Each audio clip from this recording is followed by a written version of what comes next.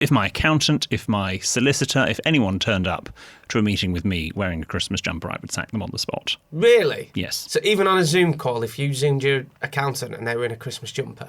End meeting for all. Hello and welcome to the Help I Sexted My Boss Advent Calendar. Normally this is a podcast where we help you navigate the challenges of modern life, but this December we are releasing a daily episode up until Christmas Day. William and I are your little Christmas elves helping you to have a proper Christmas. We might not agree on every Christmas tradition, but there'll be plenty of advice and festive fun along the way. I'm Jordan North, and with me is the UK's leading etiquette expert, Mr. William Hanson. Hello, I'm more cashmere, Jordan's more cash and carry. That's not true, because I came in wearing a cashmere half zip today. Yes, you did. Is it a half zip? Is that what you call it? Yeah, there's a half zip sweater. Yeah. Or jumper, or whatever you Love a want to call half it. zip. This, boys and girls, is the winter of a half zip. Really? Well, hang on. What happened to the November of the shacket? Yeah, I love a shacket. Shacket's always around, but I'm very into my half zips at the moment. They're good, because Yeah. it's a little bit formal, a little touch of chrome with Yeah. the zip, but also Quite casual as well. and quite comfortable, and keeps you warm. Yeah, love a half zip. I do. Now, this Christmas, if you want our help with something, then as ever, you can get in touch. You can send your tales of Christmas trepidation, past, present and future, to help@sextedmyboss.com. Or you can tweet us or send a message on Instagram at sextedmyboss. Or if you want to send us a little Christmas card, the address is on the website, sextedmyboss.com. Is it a bit rude to ask for a Christmas card?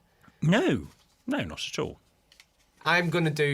We'll get onto Christmas cards, but I am going to send some out this year. Are you? Yeah, because I don't really usually do them. Who's got time to write bloody Christmas cards? Me. Yes. Anyway, we'll discuss that in our Christmas card episode, which I can't wait for. What's the etiquette for paying someone to write your Christmas cards? Paying somebody to write your Christmas cards? Ben, what are you doing next Saturday? Oh, he's got terrible handwriting. You don't want that. What are you doing next Saturday? If I send you Why have you gone really northern? Next Saturday. Because I sound like a tit asking someone to pay for my Christmas cards. I'm only joking. I wouldn't actually. No. Get someone I to do that. wouldn't actually pay them. Right, shall we pull your cracker? It's a bit early for that, isn't it? Well, come on. Look, it's. What? Stop whacking your cracker in my face. Come on. Do it harder. Harder. Advent! Harder. No, 'cause it's really weird. Do it harder. On your face. Do it. You're really... Slap me. Harder! I'm not kinky. Right. Let's just pull the cracker. Before we get to today's episode, it's time for Jordan's joke of the day, my little Christmas cracker. Here we go. I've won again. Oh, you have, haven't you? Right, what have we got? Still that really cheap burning smell. Oh, a little bottle opener. In the shape of a fish skull. Looks like someone made it in year 9 DT. Is it still called DT? No, it's probably called, design, technology and remember- emotional health. Did you ever make your mum and dad an ashtray? No. Really bad in year 7. I made my mum and dad an ashtray. They'd never smoked, but we used to you could make an ashtray, or I think it was a key ring, like this. Right. Yeah.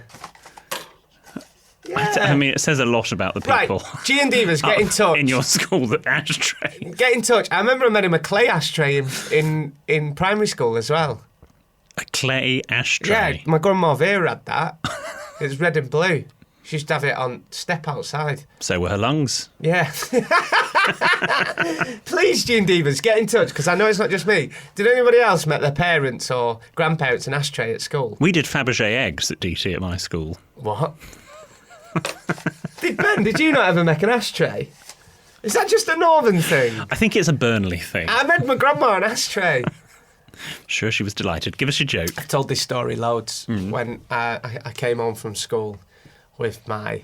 because I did food tech as a GCSE. Right, food did you? technology. Yeah. And I came home, I'll never forget it, and I had my cheesecakes, and I used to wait an hour after school so the police couldn't... Because if in my school, they'd smack them out your hand or throw them on the floor or something, or eat them or put their hands in them. So I waited an hour after school for all big boys to go home, and then I walked home with my cheesecakes. And my dad was... Then I walked home with my cheesecake. It was, because my coursework was each week I had to make a different type of cheesecake, and over the weeks they got healthier. So come up... Have I never told you this before? They got healthier. Yeah, so like instead of using full fat cream cheese, I'd use Philadelphia Light. That was part of my coursework. Anyway, Gosh. I come home and finally got my cheesecakes home safe. Went the long way round so no one could pinch them. And my dad was asleep on settee having a nap in his army uniform. He opened one eye and went, "Yeah, Dad, I've got my cheesecakes." He went, "Bloody cheesecakes! How much is this costing me in bloody ingredients? Piss off with your cheesecakes." And he'll never forget these words. He went, "Why don't you make me a magazine rack like our Ryan and do a right subject like woodwork?" That's what he said to me. Do a right subject like woodwork. Wow. They haven't called it woodwork since the 70s. No, that's design and technology. Design now, isn't technology. It? Yes. But he didn't approve of my food technology coursework with my dad.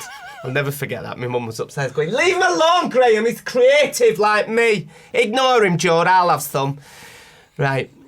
I think I really need to go to therapy. I think you potentially do. I think this is something you tell her. Yes. Okay. Do you see this podcast as therapy? In a way, yes. yeah. Yeah. Was your parents quite supportive of your choices at school? Oh, very. Yeah. Yeah. My dad just didn't approve of food technology. Thought I should have done woodwork. Okay. You ready for the Christmas cracker joke? Oh, I'm right. Can't wait. What's the best way to drain water from your Christmas vegetables? I don't know. What is the best way to drain water from your vegetables? An advent colander. That would have been good for yesterday. That's very good. That's very good. Oh, who am I? Oh. Give someone else a new identity by writing a famous person's name on their Christmas hat. Oh, I can't be bothered now. Anyway, what's this episode all about, William? Well, we're going to talk all about Christmas jumpers. Yay! And indeed, you are wearing your Christmas jumper that Ben gave us yesterday, and I'm wearing mine. Yeah. Stop looking at my package, I think it says. Mine's just a little elf one. Now, I think Christmas jumpers over the past 10 years, am I right, have become a thing. 'Cause they never used to be, but now there's like Christmas jumper days and things like that. They've become, I remember when I was at uni, they became a thing, didn't they? They did become a thing. When do you think they go back to? 2011? I'm going to surprise you here. In terms of the origins of Christmas jumpers, and this is maybe a little bit of a stretch with my research, 1890s. Oh, really? And which country? And it's a country that you will like. Germany. No? Why would you say Germany? I just admire the Germans. Oh, right. I think they're bang on, aren't they? Mm-hmm. Would you like a Christmas jumper? Oh, that's Swedish. My accents are not good at the moment. You will wear your jumper! You will wear your jumper! So you will wear your Christmas jumper and you will like it! Give me a German name. Klaus! Klaus, wear your Christmas jumper, yeah? This is the time to be happy and to be merry! Die Umwelt ist sehr wichtig. Deutschland! No, it's a different country. Think about your furnishings. Oh! IKEA land. Yes. Sweden. Or generically. Scandinavia. Exactly, Scandinavia. Oh, is it? And supposedly... Yeah, we pay high taxes, but we don't mind, yeah. We have nice Christmas jumpers and furniture. Supposedly, it was Scandinavian fishermen. They had hand-knitted jumpers, and they were often knitted in different colours and different geometric patterns, and it was believed that those jumpers were used to distinguish them from other fishermen. So you'd sort of, a bit like a school tie in this country, if you saw one fisherman in one particular design, you knew he belonged to that fishing group. If you saw them in another one, it was that fishing group. So it's kind of like them wearing Burnley Blackburn shirts. Like, you know what tribe they... Basically the same thing. Yeah, you're not welcome in my village. Yeah. You're from different fishing village. Yeah. However, I mean, there is Woodpecker. There is a little bit of, some people disagree with that theory, but we think that that's where it comes to. But then, of course, it became that the fisherman's jumper became elevated and seen as a symbol of luxury as affluent travellers came to Europe to ski, and lots of Hollywood stars like Clark Gable, Gary Cooper, Ingrid Bergman were photographed wearing these sort of geometric designed jumpers, and then it sort of, with manufacturing increased. I mean, you're wearing your jumper's got all sorts of colours and threads in an elf bauble on and everything. Yeah. So because manufacturing is a lot easier now, they can do creative things like that. So it really is in the last 20 years that they have become a massive thing, but they do technically have roots in the 1890s. Yeah, you can get all sorts now, can't you? What's the worst Christmas jumper you've ever seen? I've got a Burnley one. You've got a Burnley Christmas jumper? Of course you have. Yeah, I've got a few Burnley ones. 2 Burnley ones. I just remember everyone at uni had them from Primark. Yeah. I don't think there is such thing as a bad Christmas jumper. Really? Just a Christmas jumper is pretty bad. This one, I think, probably is the most acceptable because it is, in effect, a jumper that just has a bit of writing. And I could, if I were on a Zoom call or something, I could just sort of cross my arms or put a scarf on and people wouldn't see what the writing says. Is it okay to wear a Christmas jumper, like, on the commute to work, in work? What, is it okay now that we're on the 2nd of December to start wearing Christmas jumpers? Well, commute to work, you can wear whatever you like, quite frankly, because you're not yet at work. But I probably wouldn't wear one at work unless it were Christmas jumper day and you were being sponsored an awful lot of money for charity. But I wouldn't wear them at work. If my accountant, if my solicitor, if anyone turned up to a meeting with me wearing a Christmas jumper, I would sack them on the spot. Really? Yes. So even on a Zoom call, if you Zoomed your accountant and they were in a Christmas jumper? End meeting for all. You wouldn't think that's professional? No. You are one miserable git. I just don't like Christmas jumpers. I think it reveals a lot about somebody's personality. You would sack someone because they're wearing a Christmas jumper? I would sack them or withhold the funds for a month. I wouldn't settle the invoice within 14 days, let's put it that way. Oh, that's so passive-aggressive when people do that. It would be 15 days. 15. That'll show them. 16 just to annoy them. Yeah.